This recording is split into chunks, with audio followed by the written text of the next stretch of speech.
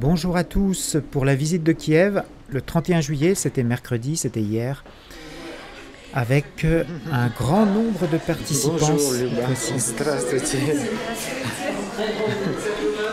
Donc ce matin nous avons un petit problème technique puisque Nadia est malade et c'était remplacé au pied levé par Luba. Alors Lyudmila nous a remplacé Nadia qui était malade après avoir accompagné Christian. Elle a eu un problème de gorge. Donc comme nous étions à peu près 12 personnes, 12 ou 13 personnes, nous avons eu deux voitures, donc un minibus qui nous a amenés à Kiev avec Igor.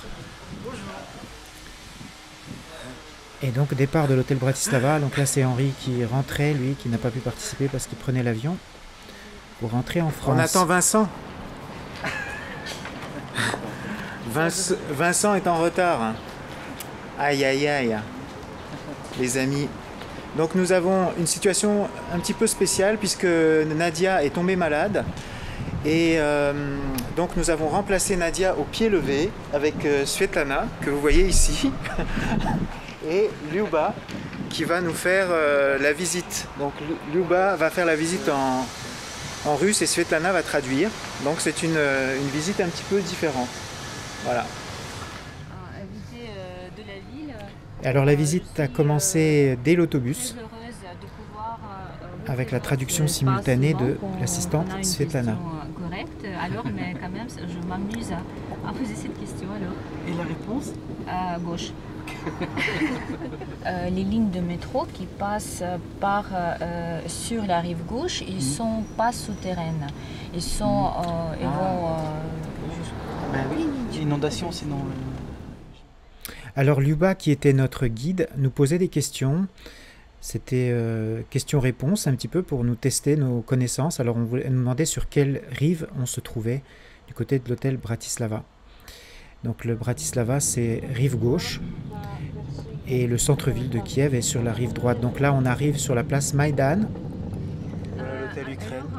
La place de l'indépendance a été reconstruite et a son aspect contemporain en 2001. C'était les travaux de reconstruction consacrés à 10 ans de l'indépendance. Donc on est passé devant l'hôtel Ukraine en minibus. Donc on avait un minibus et une voiture break pour nous amener aux portes dorées. C'est là que l'excursion commençait.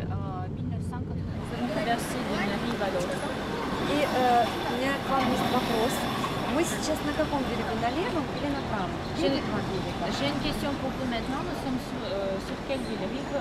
La rive gauche ou la rive droite? Rive gauche ou rive droite? Donc on est au centre-ville sur la rive droite. Pourquoi? Pour le sens de la ville, je pense. Le sens du courant. Le Dniepr qui descend de ce sens-là. Ah oui, c'est ça, ouais. De la rive droite sur la rive droite, et à gauche, il y a cette... Donc c'est selon le sens du courant. Ouais, Alors bonne il y avait le guide dans une Excellente machine, réponse. dans une voiture et pas de guide dans l'autre, donc on a rattrapé pour les absents. Nous avons le restaurant Pantagruel. И в 1990-х годах в этом ресторане жил кот. Сначала это был маленький серый котенок. Представляете, жизнь в ресторане, все его кормят, кушают. И он вырос в большого серого пушистого кота.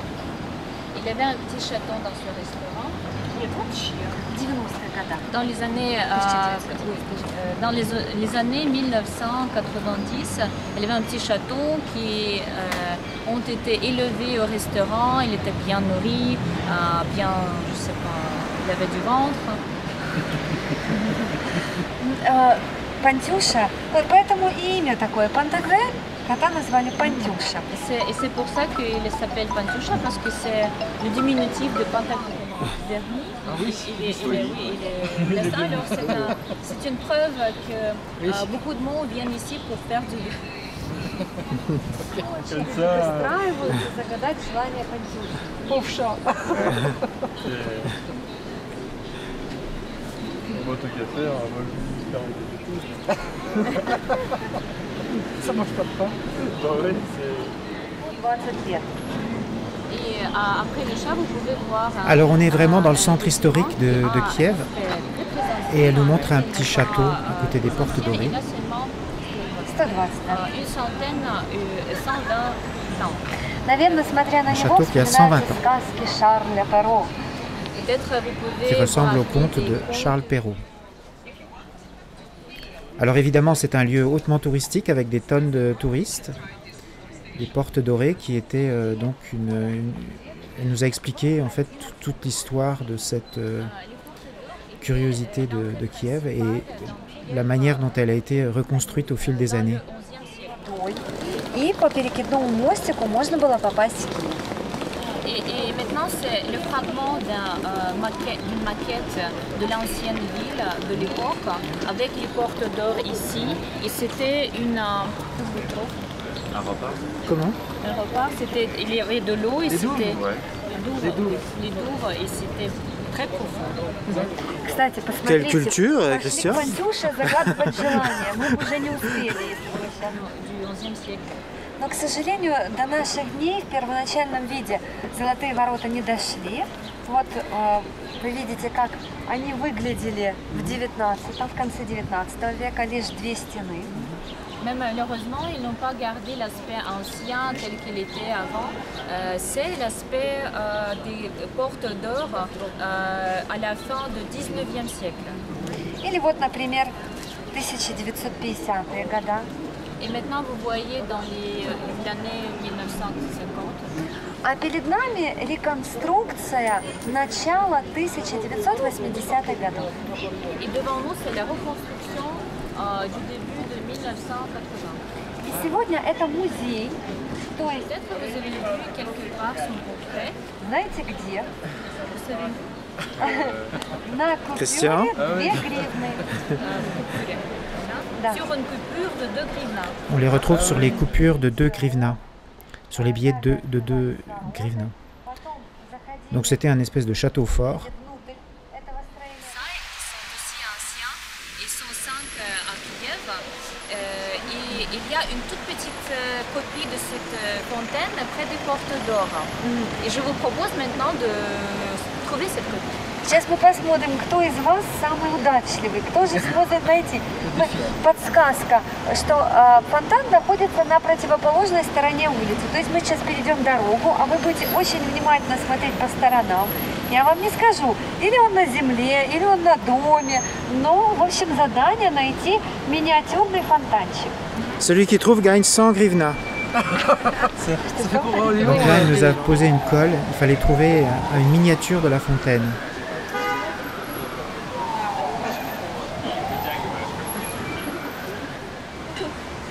Et voilà. Там есть пост, можно просканировать и почитать в интернете. Таких скульптурок много. Donc c'est une petite miniature. Il y en a 5 fontaines de cette sorte dans la ville de Kiev. Bravo, Ludmila. Vous молодец. C'est Ludmila qui a trouvé. Искать и находить. Мне всегда везет. Elle est, Elle est forte, hein. elle est attentionnée. Ah, hein. elle est forte. T'as bien J'ai le choisi. diamant, j'ai le diamant. На 1900 год это Alors ça c'est un hôtel qui était utilisé pendant la Coupe d'Europe de football en 2012. Bien que la hauteur est Et c'était le plus grand bâtiment de Kiev. mais c'était le bâtiment le plus élevé, le plus haut, à l'an 1900.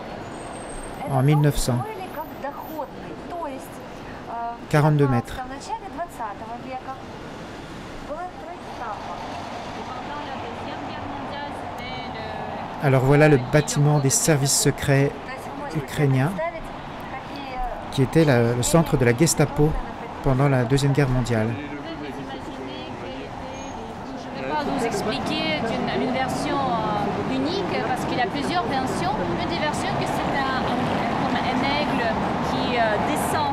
Alors il nous a expliqué que finalement le sigle qui représente l'Ukraine sur les drapeaux, c'est un aigle qui tombe du ciel. Et le drapeau jaune et bleu, donc c'est le jaune pour le champ de blé et le bleu pour le ciel. Alors là, on arrive sur la place Sofievski, la cathédrale Sainte-Sophie,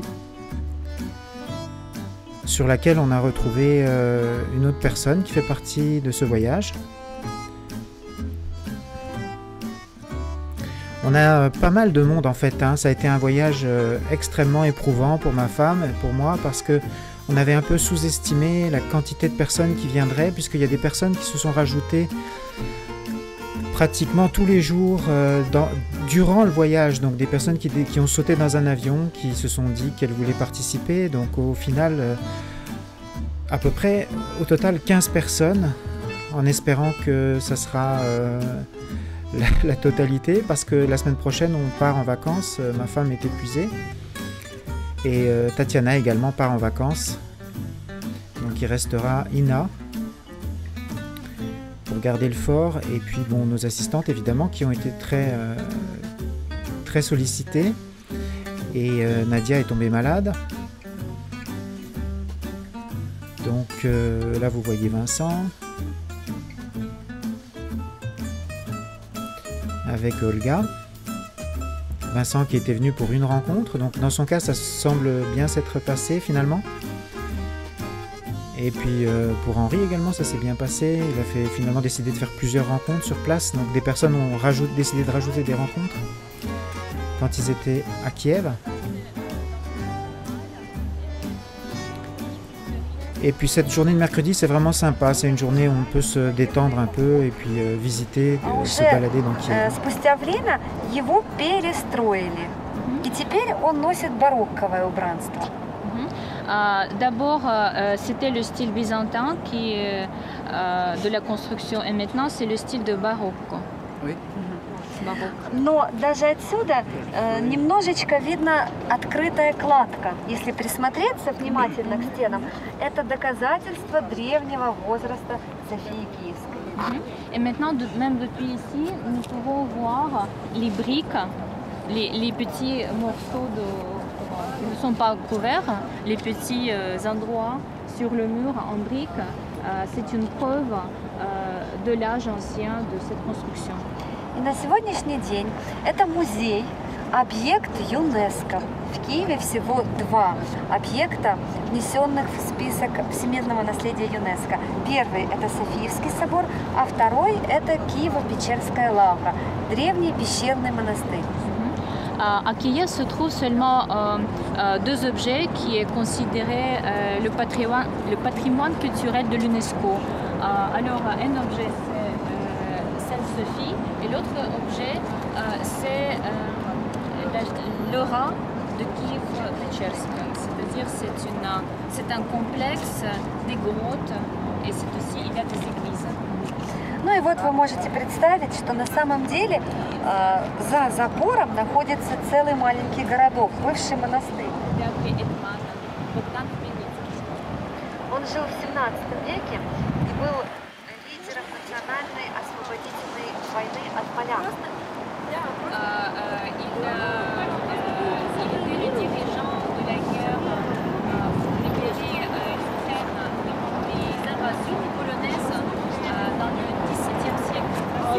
После победы в середине 17 века киевляне встречали его на этой площади. Поэтому не случайно, что со временем памятник был установлен именно. Дело в том, что Михайловский собор действительно здесь был построен еще и в древние времена, в XII веке. Mais c'est vrai que c'est en XIIe siècle que la cathédrale Saint-Michel a été construite. То есть Софийский собор 11, Михайловский 12. Так же, как и Софийский собор, Михайловский был построен в византийском стиле. Alors la Sainte-Sophie c'est 11e siècle et Saint-Michel c'est 2e siècle. Et elle aussi, elle a été construite dans le style byzantin. Ну а со временем также изменил свой внешний вид. Alors ça c'est l'histoire de Olga qui a apparemment fait beaucoup de dégâts quand son mari a été tué. Mais en réalité... И, кстати, хочу вам также рассказать один пример связанный. Здесь какая-то небольшая романтическая, да? По-моему, это, да? Oui, c'est le nez. Ah oui, c'est ça qui est bon. Это памятник, C'est un souvenir en forme de nez памятник известному de l'écrivateur писателю très connu Николаю Николай Гоголь. Может быть, вы о нем Ah, слышали? da. C'est le monument en fait en l'honneur de l'écrivain assez connu, c'est Nicolas Nicolas Gogol. Ouais. Он иногда Il se бывал trouvait в Киеве. parfois à И Kiev вот et il y a une легенда légende qui dit рассказывает, que что un однажды, jour, непогожий осенний день, он une journée гулял по d'automne, il Киеву. se promenait à Kiev, il y avait de la pluie, il tombait malade. Погода совсем не соответствовала вдохновлению. Le temps Но, n'était тем pas не менее, un temps d'inspiration, именно mais en вот эти dépit de toute обстоятельства, cette то, что situation, у него il avait был mal au nez, насморк, il pleuvait, дождь, привело к тому, et il a что décidé он d'écrire решил написать рассказ une под histoire qui названием s'appelle «Нос». Le Nez. Это C'est сатирический une histoire рассказ satirique, о том, как чиновник un très beau livre de Nicolas Gogol. I was lost in a city dream and I was at home again beside Et nous avons terminé la visite du côté de la cathédrale Andreïvski, cathédrale Saint-André, à partir de laquelle vous avez une vue imprenable sur Kiev et ses environs. Il fait assez froid en Ukraine, hein. Il fait difficilement autour de 20 degrés. the first time. Ça, c'est un quartier assez riche, nouvellement construit à Kiev. Voilà, donc le voyage se continue avec de nouvelles personnes qui arrivent tous les jours. Et on leur souhaite bonne chance pour les rencontres. De notre côté, on va partir en vacances. On retourne à Odessa à partir de samedi matin en famille avec Diana, son petit cousin Marc et mon beau-frère et ma belle-sœur. Alors voilà, le mercredi soir, les assistantes ainsi que l'équipe du CQMI ont décidé de se retrouver au sushi pour partager un bon repas et se raconter donc les événements de la semaine, les incidents, les problèmes, les réussites, les succès, les mariages. Les assistantes ont beaucoup de plaisir à apprendre qui s'est marié, quels couples ont réussi, et Borislava leur raconte les derniers mariages, les dernières histoires, les problèmes d'intégration des femmes au Canada ou en France. Et c'est très intéressant pour nos assistantes qui, bien sûr, se sont attachées à leurs clients quand ils sont venus en Ukraine. Voilà, c'est ça le suivi du CQMI.